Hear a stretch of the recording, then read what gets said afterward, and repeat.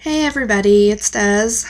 Um, I know I look like hell. I had ECT this morning, and the anesthetic really kicked me on my butt. And now it's almost 10 o'clock, and I haven't been to bed yet. And I just got home after a crazy day. We had to babysit my nephews this evening. And I got a call this afternoon. I was out for coffee. I think is where Tammy and me and my mom were, and I got a call from my friend Father Lotar, Gilda, and he said he was at my house and he had a card for me and he wanted to know where he could put it. So I told him to just put it in the mailbox, I'll get it when I get home. Well, okay, I didn't know I wasn't supposed to open the card until Christmas. He didn't tell me this. He told me this tonight when I called him after I got the card. But I kind of wanted to share with you guys this card because it made me cry.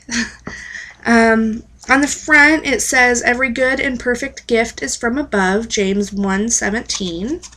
And it's just a simple little card. No big deal.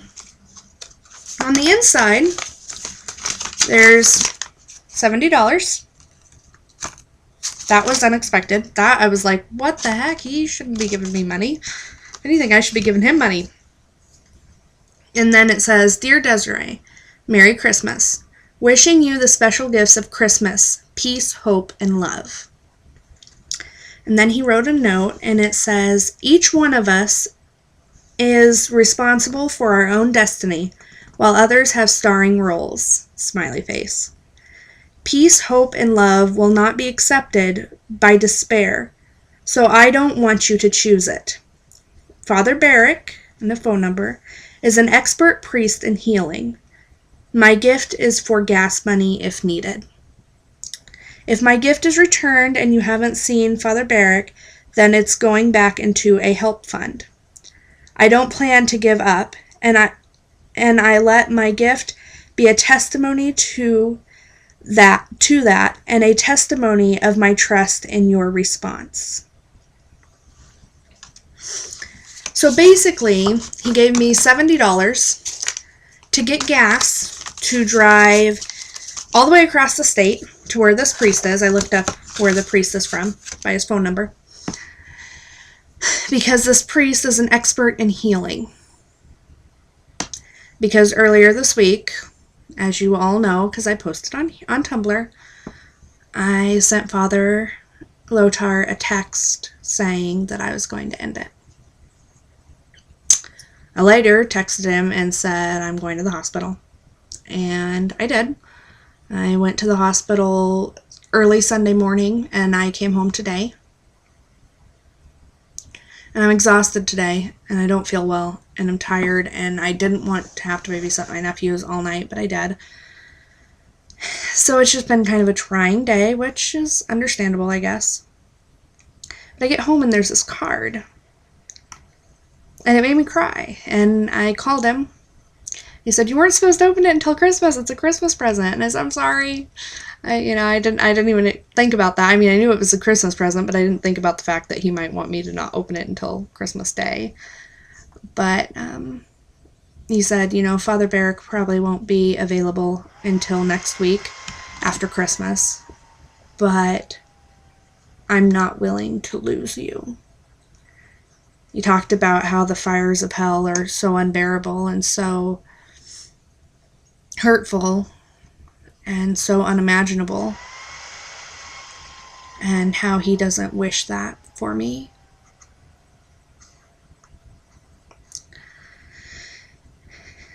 So basically, this best friend of mine is doing everything he can to ensure my safety and to ensure he doesn't have to do that funeral and to ensure that my destiny is fulfilled. And it just really hit me hard because I haven't felt very cared for. I haven't felt very loved. I haven't felt hopeful at all. And so I turned to Father Lotar and to Tammy and to all these people in my life to try to draw that from them, because I've been completely broken. But at the same time, I can be talking to them and feel like it's all just empty words. But this card and phone number and gas money, that's not empty. That's my best friend saying, please don't do this. Please don't lose yourself to this disease. That's my best friend saying, you mean more to me than that. It just really put me in my place. It stopped me in my tracks and made me rethink my position. I know I reblogged all this really depressing stuff last week, and I let myself get a lot further down than I should have, and I forgot about the whole meaning of Christmas. I began to dread it because I don't like having to spend extra time with my family and having to do all these things. And last night at the hospital, I had a restraint and nearly broke my hand. I bruised myself all up. You can kind of see it. And, cut my finger open. And I gave myself a dent on my forehead. You can see that where I slammed my head into the door because I was so angry.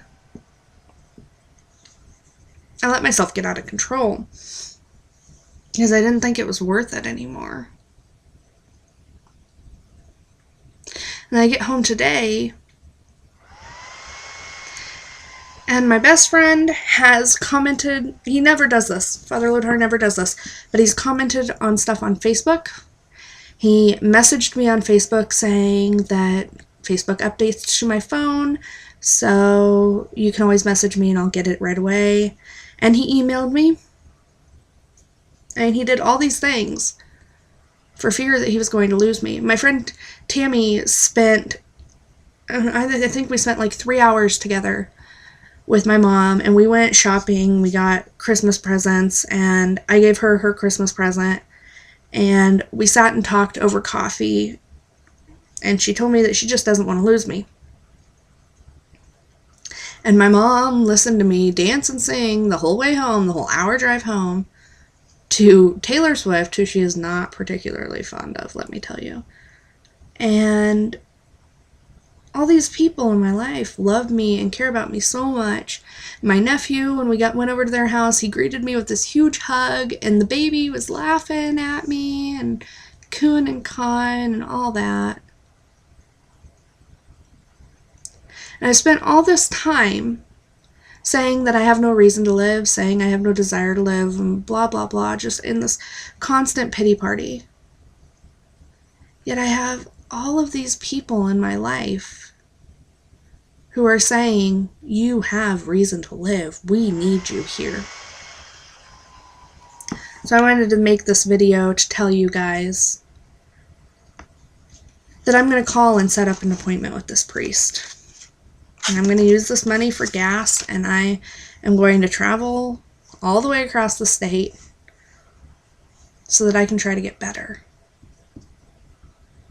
Because the counseling hasn't worked, and the ECT is helping to some extent, but not enough. And the medications don't work. The hospital visits don't help. I need to let God do it. And if Father Lothar thinks this priest could be the answer, then I'm going to give it a try. So I just want to ask you guys to pray that this be the answer. As always, I'm praying for you, and I love you guys. So thank you for everything. Have a good night. Sleep well. Love you guys.